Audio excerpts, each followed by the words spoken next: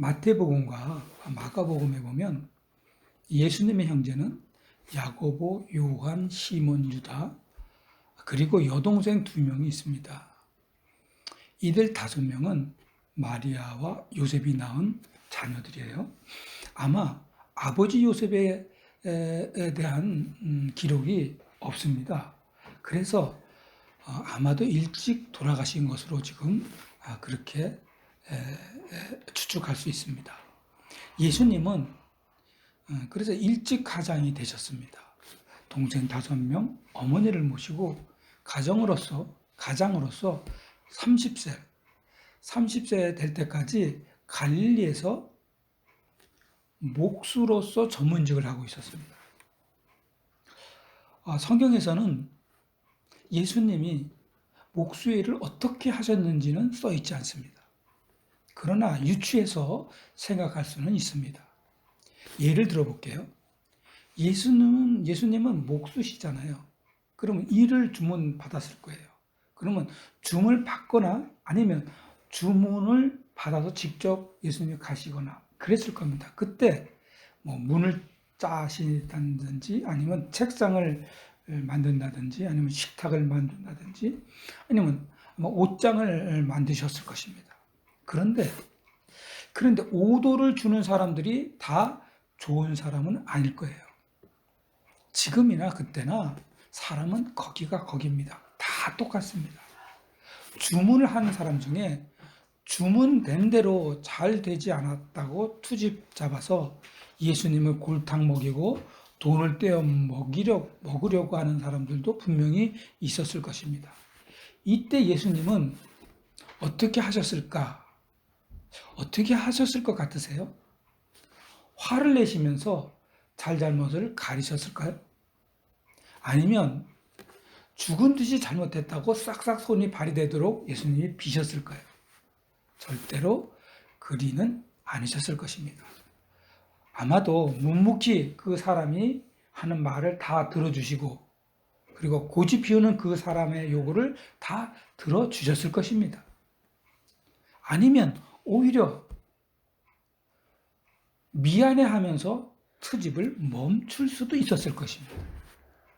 아니면 예수님께서 끝까지 고집을 상대방이 피우면 예수님이 아마도 거의 100% 손해를 보시고 마셨을 것입니다.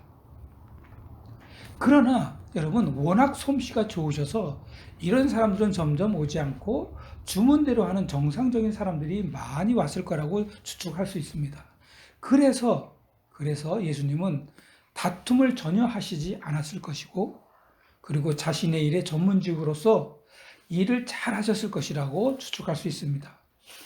거기다가 예수님은 아버지 요셉이 일찍 돌아가셨잖아요. 그래서 어머니, 동생 5이 한꺼번에 어느 날 가장이 됐을 것입니다. 이 5명을 먹이고 입히고 채우는 그런 가장 역할도 다 하셨을 것입니다. 그런데 말이죠. 나중에 예수님이 십자가에 못 박혀 죽으시고 그리고 무덤에서 나오셔서 예수님이 승천하시고 난 다음에 보면 예수님의 동생 중에 보면요. 야고보가 있습니다. 그리고 유다가 있습니다. 이 유다와 야고보가 성경을 쓸 정도로 교육을 받았다는 거죠. 그것은 예수님이 가장으로서 동생들에게 교육까지도 시켜줬다. 이렇게 추측할 수가 있습니다. 자, 이쯤 되면요. 요즘도 힘들어요.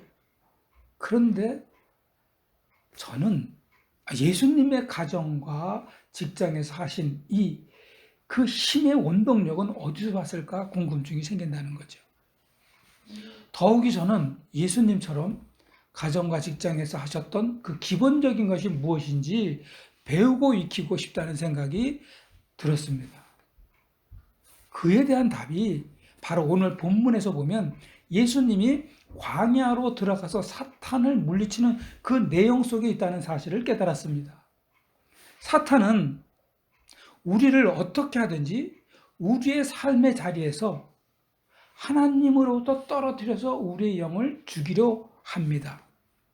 사탄은 예수님이 목수일을 하실 때도 싸움을 막 일으키게 하려고 그 예수님의 감정을 충동시켜줬을 것이 분명합니다.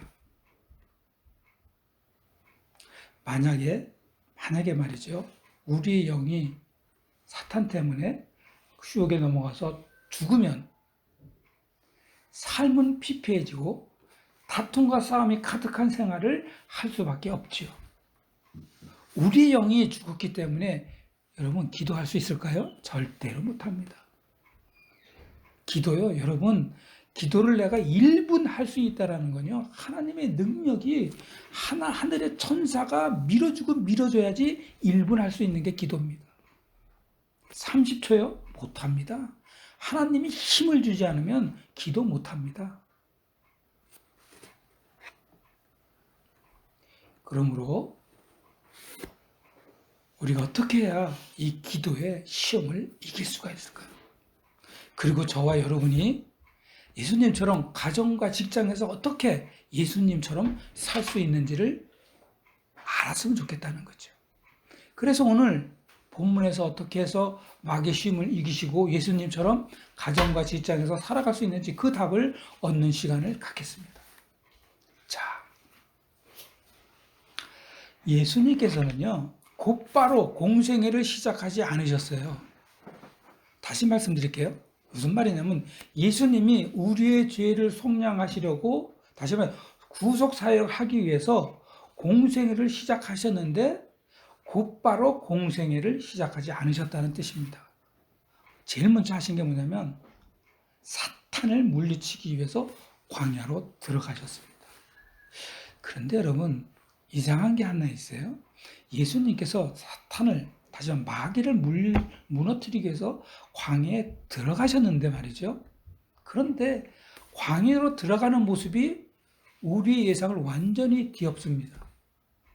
하나님의 아들이면요, 자, 하나님의 아들이로서 인류를 구원하실 공생애를 시작하셔야 되는데 예수님이 광야에 들어가는 모습이 어떠했는지 그 모습이 마태복음 4장과 1절과 2절에 있습니다. 이것을 김우숙 집사님께서 1절과 2절을 봉독해 주시기 바랍니다.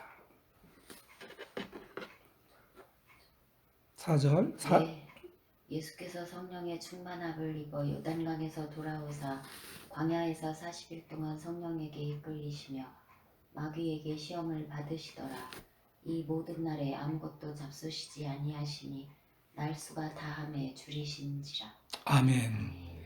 자, 예수님이 마귀를 무너뜨리기 위해서 하신 것은 우리가 상상하는 것을 완전히 뒤엎잖아요. 자, 하나님의 아들이신 예수께서 광야에 들어갈 때 성령에게 이끌려서, 그것도 마귀에게 시험을 받으러 가셨다, 이렇게 돼 있어요. 거기다가 싸워야 되는데 40주야를 단식하셨다. 이것은 무엇을 의미하는 건가요? 그것은 사탄과 이기기 위해서 천군 천사를 어마어마하게 이끌고 사탄을 만난 게 아니란 얘기예요. 예수님은 오히려 이기고 싸우고 그런 것이 아니라 사탄의 시험을 받는 겸손입니다. 40주야를 단식하시는 지극히 겸손함입니다. 마귀의 시험을 이기기 위해서 준비한 것은 딱 한 가지입니다. 예수님이 준비한 것은 하나님의 아들이심에도 불구하고 마귀의 시험을 이기기 위해서 겸손함을 준비하셨다. 예수님이 이 땅에 오셔서 십자가에 죽으실 때까지 모든 일의 근원은 겸손입니다. 빌립보서 2장 6절과 7절을 제가 공동 번역으로 봉독해 드릴게요. 그리스도 예수는 하나님과 본질이 같은 분이셨지만 굳이 하나님과 동등한 존재가 되려 하지 않으시고 오히려 당신의 것을 다 내려놓고 종의 신분을 취하셔서 우리와 똑같은 인간이 되셨습니다. 예수님의 본래의 모습은 하나님이십니다. 그러나 예수님은 겸손함으로 하나님이 되시지 않으셨습니다. 그리고 예수님께서는 겸손함으로 하나님의 아들로서 모든 것을 다 놓으셨다는 거죠. 또 겸손함으로 종이 되셔서 우리가 똑같은 인간이 되셨다는 겁니다. 이렇게 예수님의 모든 일에 준비하시고 시작하셨던 그 근원은 겸손입니다. 아멘. 그래서 예수님의 가정과 직장에서 하신 예수님의 그 힘의 원동력은 바로 겸손입니다. 여러분, 우리도 예수님처럼 가정과 직장에서 시작할 수 있는 그 힘의 원동력은 겸손할 때입니다. 우리도 무슨 일을 할 때 가장 먼저 할 것은 겸손입니다. 그래서 그 준비 단계를 겸손함으로 하면 우리의 시작은 결코 훼손되지 않을 것입니다. 첫 단추를 잘 끼워야 한다는 속담이 있죠. 우리는 첫 단추를 겸손함으로 시작해야 마지막까지 잘 할 수 있는 것입니다. 그러나 첫 단추를 잘못 끼면 완전히 폐가 망신합니다. 첫 단추를 절대로 교만하거나 건방지거나 잘난 척하거나 사람들을 부리려고 들이대거나 하는 그런 시작은 반드시 망합니다. 시편 149편 6절입니다. 여호와께서 겸손한 자들을 붙드시고 겸손한 자는 여호와께서 붙드십니다. 그러나 악인들은 땅에 엎드려 뜨리시는도다. 땅에 엎드려 뜨리신답니다. 여러분, 우리가 겸손한 마음으로 준비를 하면 하나님은 우리를 붙들어 주시고 인도해 주시지만 겸손한 마음이 없는 악인처럼 하나님으로부터 걸려서 넘어지는 사람이 되고 말 것입니다. 그러므로 여러분의 모든 준비는 항상 겸손함으로 하십시오. 그래서 여러분의 가정과 직장에서 하나님의 인도하심을 받으시기를 바랍니다. 40일 밤낮을 금식 기도하신 예수님은 허기가 거의 그게 달했을 겁니다. 저 하루만 굶어도요, 눈에 햄버거가 보입니다. 근데 예수님은 40주야를 금식을 했답니다. 이때 사탄은 첫 번째 시험을 이 점을 이용한 거예요. 마태복음 4장 3절과 4절입니다. 김진희 청년이 3절과 4절을 봉독합니다. 마귀가 이르되 네가 만일 하나님의 아들이었든 이 조들에게 명하여 떡이 되게 하라. 예수께서 대답하시되 기록된 바 사람이 떡으로만 살 것이 아니라 하였느니라. 아멘. 네, 맞습니다. 마귀의 전형적인 시험은 빵을 문지로 들고 나온다는 거예요. 예수님께서는 똑같이 마귀는 빵의 문제를 제시하고 이 빵 문제를 해결할 답까지 알려주시면서 예수님을 시험을 했어요.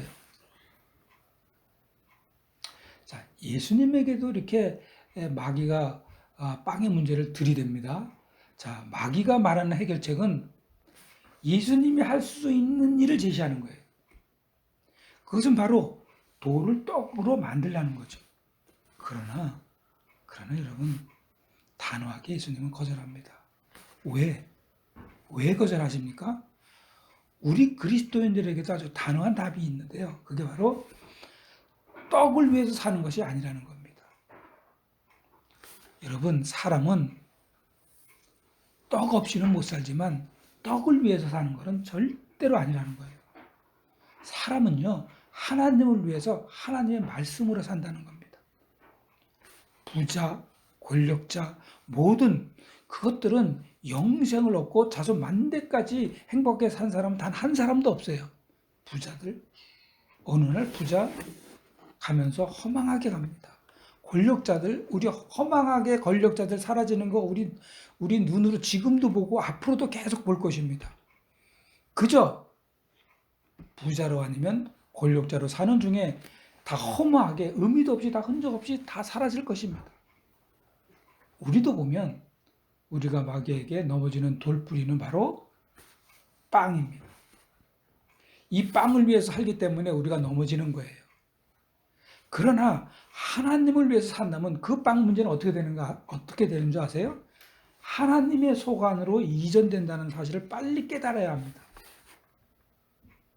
다시 말씀드려서 하나님이 빵 문제를 해결하신다.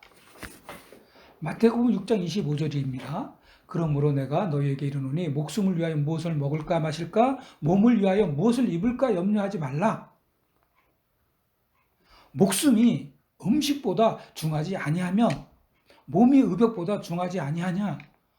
공중의 새를 보라. 심지도 않고 거두지도 않고 창고에 모아 들이지도 아니하되 너희 하늘 아버지께서 기르시나니 너희는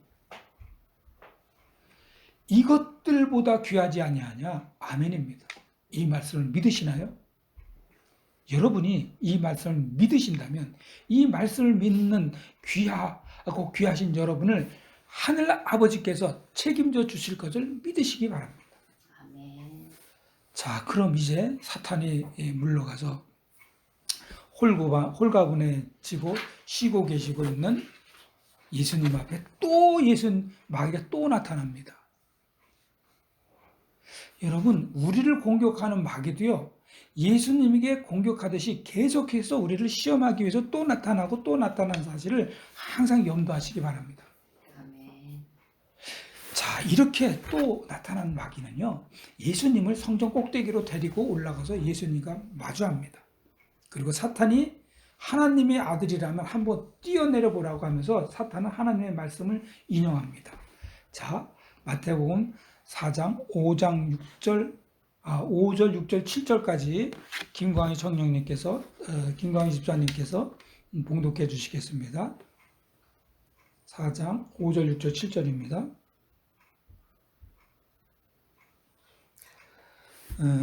그러면 김진희 청년께서 5절 6절 7절을 봉독해 주시겠습니다. 마귀가 또 예수를 이끌고 올라가서 순식간에 천하만국을 보이며 이르되 이 모든 권위와 그 영광을 내가 내게 주리라. 이것은 내게 넘겨준 것이므로 내가 원하는 자에게 주노라. 그러므로 내가 만일 내게 절하면 다 네 것이 되리라. 아멘. 아멘. 여러분, 여기서 마귀가요, 예수님을 높은 데서 뛰어내리려 하는 것은요, 자, 사람으로부터 영광을 받게 하기 위한 거예요. 예수님이 딱 떨어지는데 하나님이 보죠. 아유, 야야야, 큰일 났다. 야, 지금 예수님 죽으면 어떻게 하냐. 그래서 하나님이 천사를 보내가지고 예수님이 떨어지지 않게 발이 안 다치게 불러가지고 이렇게 딱 떨어지지 않게 안전하게 해주면 이건 하나님의 영광이 되는 거죠. 그래서 예수님의 마음에 허영심을 불어넣으려는 계략이었습니다. 그러면 왜 마귀가 예수님을 사람으로부터 영광을 받게 하고 예수님 스스로는 허영심에 도취하게 하려고 이런 계략을 썼을까? 그것은 예수님이 허영심에 도취되어야 십자가의 고난의 길을 포기할 수밖에 없기 때문입니다. 허영심이 있는 예수님이 십자가의 고난의 길을 가겠습니까? 허영심이 가득 있는 예수님이 십자가 그 길을 갈 생각을 염두를 하시겠냐는 말이죠. 그러나 여러분, 예수님은요, 마귀가 예수님의 마음을 떠보는 것을 너무나 잘 아셨기 때문에 단번에 사탄의 머리를 칩니다. 이렇게 말이죠. 주 너의 하나님을 시험하지 말라. 여러분, 우리야말로 하나님이 주신 모든 은사를 총동원해서요, 자, 성공하려고 아침부터 늦은 밤까지 노력하고 또 노력하고 있지 않습니까? 그런데 하나님의 자녀들의 이 순수하고 아름다운 이 노력을 마귀는 어떻게 합니까? 살짝 비틀어서 허영심을 만족하게 하는데 사용하도록 우리의 마음을 떠본다는 거죠. 예를 들어 볼게요.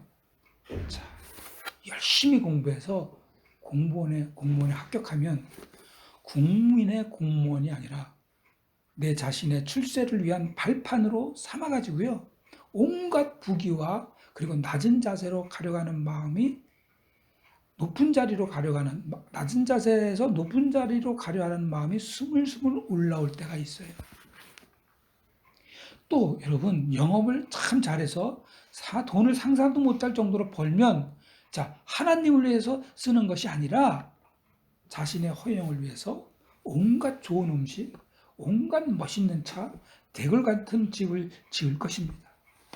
이것이 바로 마귀가 하나님의 은사를 가지고 최선을 다하고 있는 그 사람에게 허영심을 살짝 불어넣는 마귀의 유혹입니다. 이때 단호하게 선포하십시오. 예수님처럼 선포하십시오. 너희 하나님을 시험하지 말라. 여러분, 이 선포는 우리가 마귀에게 하는 선포가 아니에요. 마귀가 나타나서 나한테 야, 너 이런 허영심 가져. 이거 아니에요. 우리는 가만히 있는데요. 우리 마음속에 사탄이 쑥 들어와서 허영심을 쑥 넣어준 거예요. 그래서 우리 입으로, 우리 마음으로 자, 하나님을 시험하지 말라고 하는 것은 하나님이 마귀의 머리를 내리친 철퇴와 같은 말씀인 겁니다. 왜냐하면 우리의 모든 일이 잘 되고 또 잘 되는 이유는 하나님에게 영광을 돌리기 위해서인데 마귀가 우리가 잘 될 때 허영심을 불어넣으면 하나님의 일을 방해하기 때문입니다. 여러분, 내가 지금처럼 사탄아 시험하지 말라 이렇게 말할 수 있는 건요, 하나님이 우리에게 주신 언어로 만들어서 주신 언어입니다. 예를 하나 들어볼게요. 자, 김장은 이미 다 끝났지만 김장을 예를 들게요. 김장을 하더라도요, 내가 해서 나 먹자고 하기 위해서 한다면 그것은 그리스도인의 자세는 아니에요. 그리스도인은 정말 김장을 하더라도 모든 것은 하나님이 하십니다. 이렇게 고백하시는 거예요. 김치 속에 만들 때도 김치 속을 만듭니다. 자, 김치 속을 만들 때도 기도하고 김치 속을 넣을 때 기도하면 여러분 그 김치가 얼마나 맛있겠어요. 자, 김치통에 넣을 때도 기도하세요.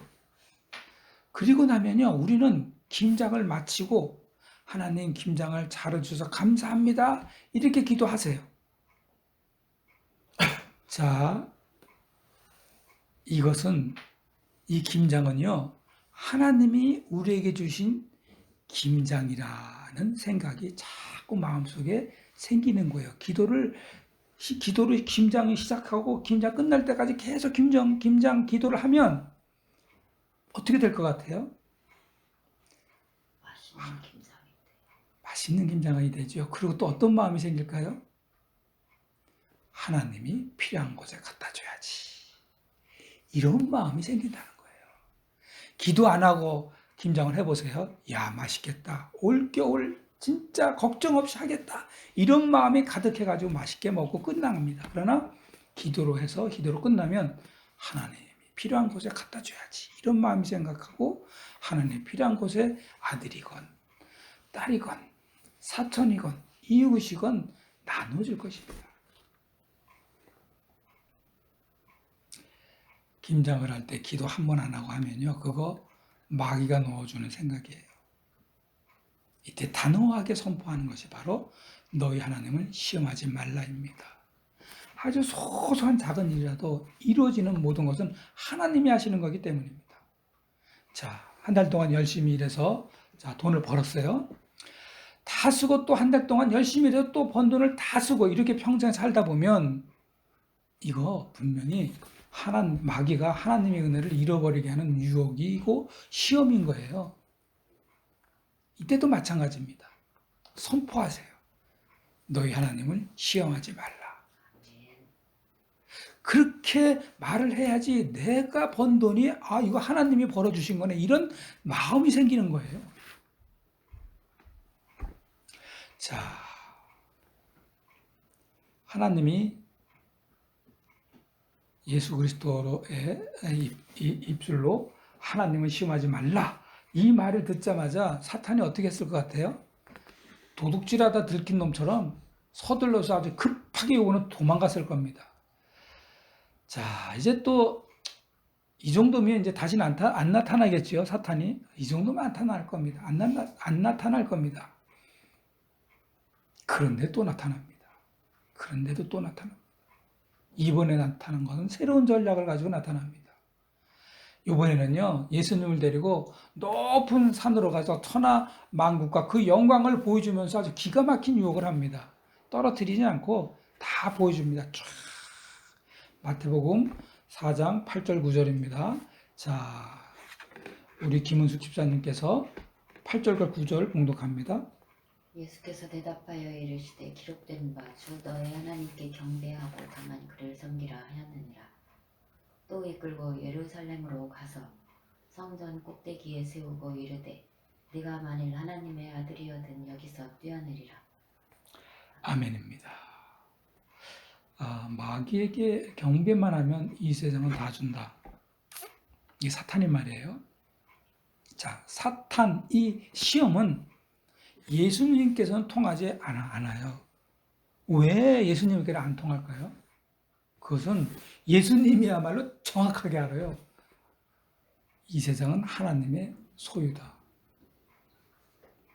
하나님의 소유이기 때문에 하나님께서 심판하시고 하나님께서 다스리시고 하나님께서 역사하십니다. 우리에게도 마찬가지입니다. 우리에게도 이 세상은 하나님의 상속자인 우리들의 소유입니다. 그렇기 때문에 예수님은 외눈 하나 깜짝 안 하시고 마귀를 내쫓으셨습니다. 어떻게 하셨길래 마귀가 쫓겨났는가 하면은요, 10절입니다. 10절을 우리 김은숙 집사님께서 봉독합니다. 기록되었을 때 하나님이 너를 위하여 그 사자들을 명하사 너를 지키게 하시리라 하였고. 아멘. 예수님이 마귀를 물리친 것은 사탄아 물러가라. 그리고 사탄아 너는 하나님께 경배하라입니다. 예수님이 이 두 말씀이 마귀를 쫓아낸 겁니다. 하나님을 경배하는 것은 하나님이 우리 인류를 향한 꿈이세요. 인류에게 영생을 주시고 인생을 주시고 그리고 인생의 온갖 것을 다 주셨어요. 하나님이 이렇게 하신 이유는 왜 이렇게 하셨어요? 우리에게 경배를 받으시려고 하신 것입니다.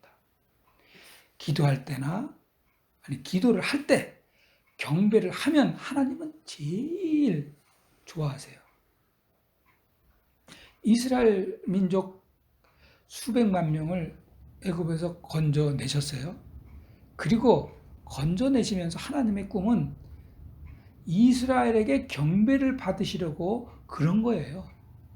그래서 하나님을 경배하는 자신의 백성을 보호하신 겁니다. 여러분은 무엇을 하든 경배부터 하지 않는 것을 꼭 회개하세요. 하나님은요, 경배하지 않은 가식적인 그 사람의 마음을 원하지 않으십니다. 하나님은 진심으로 경배하는 그 사람을 정말 정말 좋아하십니다.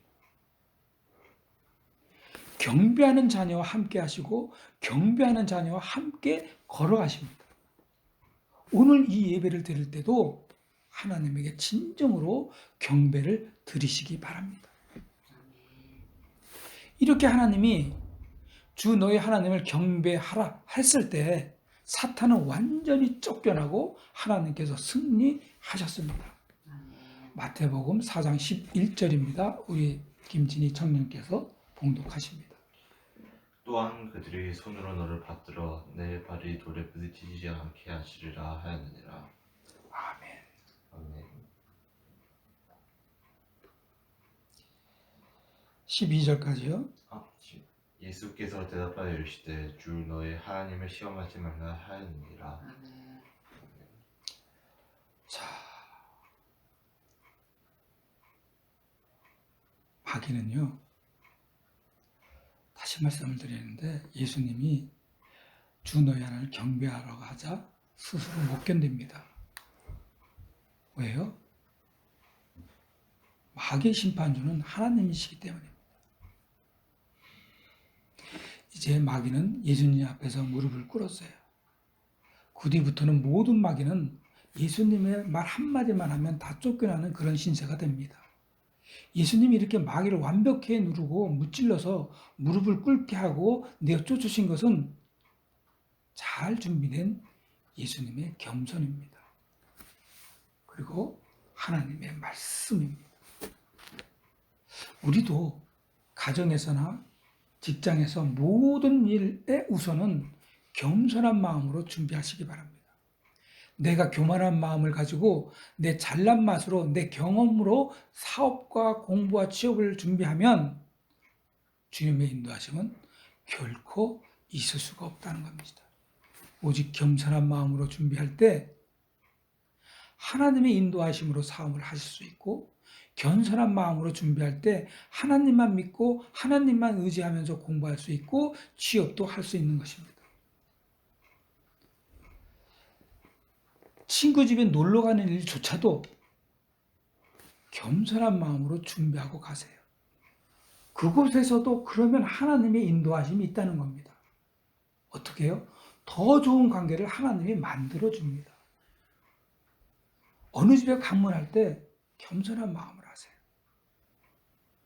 그리고 누구와 상담을 할 때가 있잖아요. 상담을 하러 가면 겸손한 마음으로 가면 설사 그 상담이 안 된다 하더라도 마귀가 장난을 쳐서 더 나쁜 관계를 갖게 하지 못할 뿐 아니라 오히려 더 잘 안 된 상담마저도 하나님이 선하게 사용하신다는 거죠. 그리고 또 마귀를 완벽하게 누르고 무릎을 꿇게 해서 내어 쫓으신 것은 두 번째로 하나님의 말씀이십니다.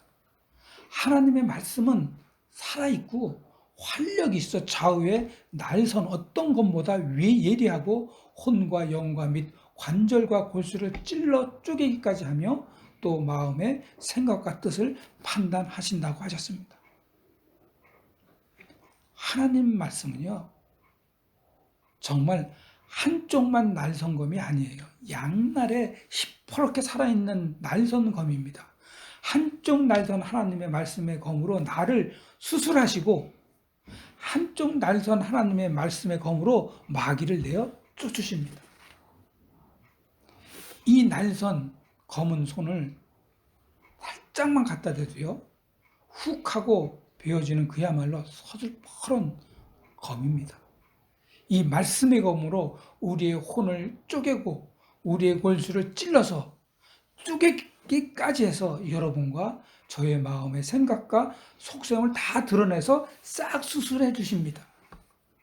그렇기 때문에 하나님의 말씀을 읽다가 혹은 설교를 듣다가 어느 날 그 한 구절의 말씀이 가슴을 찌르고 폐를 가르고 양심을 드러내고 우리의 속셈이 다 드러나는 수술이 진행이 되면 그때 내가 죄인이라고 한 번도 생각하지 않았던 마귀는 쫓겨나고 마음에 나는 죄인입니다라는 회개가 터져 나오는 겁니다. 하나님 말씀 앞에서 그러면요, 저도 경험하고 많은 사람들이 경험한 건데요, 눈물 콧물 범벅이 되세요. 떼굴떼굴 굴르고 난리 납니다. 왜요? 하나님의 말씀에 날선 양날의 검이 한쪽으로 사기는 그 날선검으로 마귀는 이미 내쫓고 없애버리고 죽였고 나머지 날선검으로 여러분의 마음을 회개하기 때문입니다. 이런 역사가 일어난 사람은 단 한 부류밖에 없다는 것을 꼭 명심하세요. 낮아진 겸손과 마음에 하나님의 말씀이 있는 사람뿐입니다. 사랑하는 더드림 성도 여러분, 겸손하게 모든 일을 준비하시기 바랍니다. 그리고 하나님의 말씀으로 모든 유혹을 물리치십시오. 그리하시면 마귀는 쫓겨나고 여러분의 심령에 변화가 오고 거듭나는 역사가 이루어지실 것입니다. 그래서 여러분의 가정과 직장의 삶의 질, 그리고 여러분의 신앙의 삶이 날마다 새로워지고 새 힘이 솟는 여러분이 되시길 축원합니다. 다 같이 기도하겠습니다. 하나님 아버지, 유혹 많은 이 세상에서 마귀는 쫓겨나고 하나님의 말씀만 있게 하여 주시옵소서. 아멘. 그래서 우리 가정과 직장에서의 삶이 새로워지고 새 힘이 솟아나게 하여 주시옵소서. 예수님의 이름으로 기도드립니다. 아멘.